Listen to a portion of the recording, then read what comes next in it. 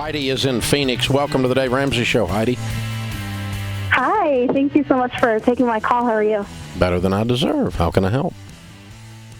So I'm going to try and keep this short. I have $200,000 of student loan debt, and unfortunately not a doctor or lawyer. I just got a business degree from a private school, and I'm currently making $45,000 a year just with my main job. I also have 2 part-time jobs. I'm at a point where even if I live on rice and beans and rice, it'll take me 10 years to get out of this hole. And so I have a shovel problem, and I don't really know where to go with my career. And so I'm just kind of needing some guidance in where to go with my career and how I can get out of this mess as fast as possible. Okay. So you have a business degree. Yes. And what are you doing today?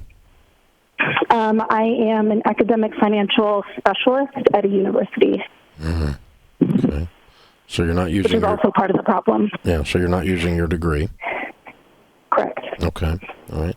What was your dream when you started this? I wanted to go into music business. That was the goal and the dream. The business side of the music business? Yes. Okay. And when are you going to do that? I don't know that I want to. When I graduated, I wasn't finding anything, and so I just jumped into the first full-time job that offered me money, and it was in a university. And I have been with universities ever since, moving up within universities. You hadn't moved but they up don't pay much. enough, and so You hadn't moved up much. No. This career track's not working for you. It's not.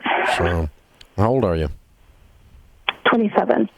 Okay. So, the thing I ask myself always about me, and I'm going to ask it for you about you, is, so what are you going to be doing when you're 37 that makes $150,000 a year? I don't know.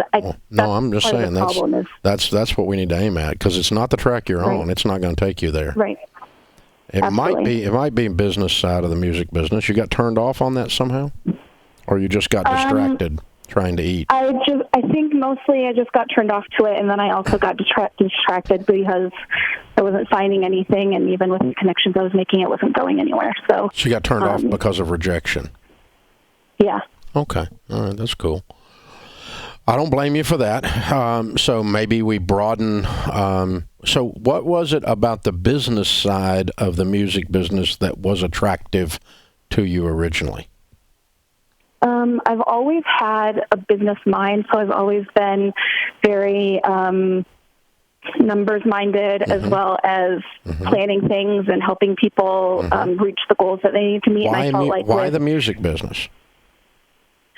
I fell in love with music, and I wanted to help the artists get to where they needed to go. There you go. And that was the passion that I had for that. Good for you.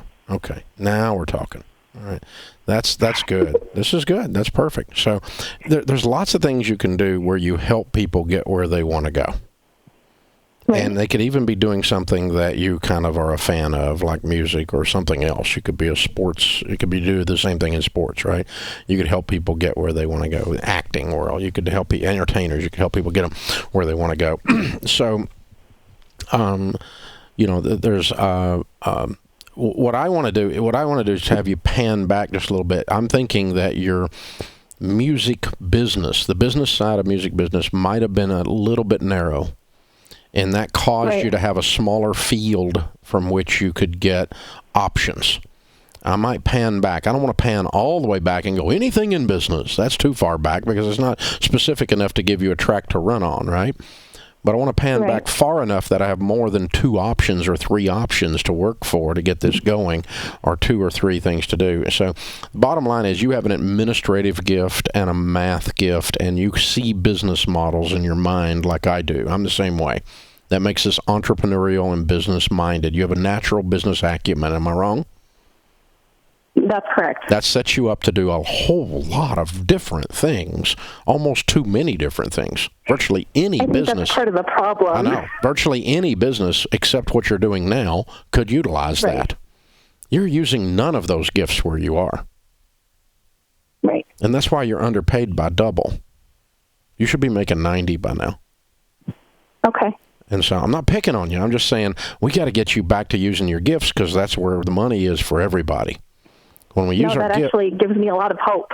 Yeah, when you use your gifts, that's where you make your money.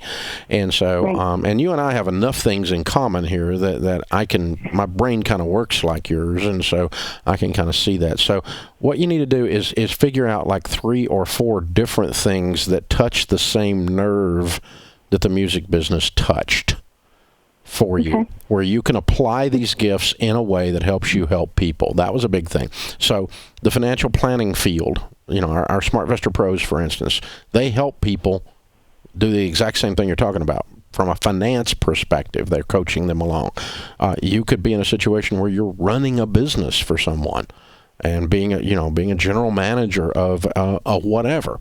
You could fall in love with construction and be running the office and helping the business run that builds houses for people that is their dreams. I mean, that's the exact same thing, but in a very different, weird way. But it's touching the same nerve and using the same gifts. Am I wrong? No, you made me fall in love with all of it. Yeah. That's so you've just got to look at it that way. Now, you don't want to use your business acumen in a way that you cannot see how people are helped, because that will dry you up and shoot you. You'll die. Okay. Okay. But you got to be able to see the end of it and say, this is how I use these gifts, and when I do, people are served in this way, and I see my customers smiling because I use these gifts with this company or in this career field, and then that gets you there. Ken Coleman is our Ramsey personality that coaches people on careers. He does a great job. He has a podcast called The Ken Coleman Show. It's also a live show on SiriusXM. He has a new book coming out next week called The Proximity Principle. And it's all the proven strategy that will lead you to the career you love. You desperately need this book, and I'm going to send you one. Okay. Thank you so much. The stuff he talks about in that book, getting in proximity with the people that are doing the things you want to do and the places where the things you want to do are happening, and defining what it is you want to do, then you can get back on track. But you're right. You have a shovel problem. You defined it properly. Yes, absolutely. You have analyzed your situation. You're very self-aware. You've got a good handle on where you are. You cannot stay where you are. It is not a good plan. Right. It's not working. I mean, the math of $45,000 income plus extra jobs with a $200,000 student loan, that math is very, very hopeless. Yeah. And the good news is you don't have to stay there. Right. And it may take you a year to get this fixed and get the income going, but at least let's get on track to where the 37-year-old you looks back at the 27-year-old you and goes, way to go, girl. Okay. Hold on, I'm going to have Kelly pick up. We're going to send you a copy of the book, The Proximity Principle. We'll get it to you.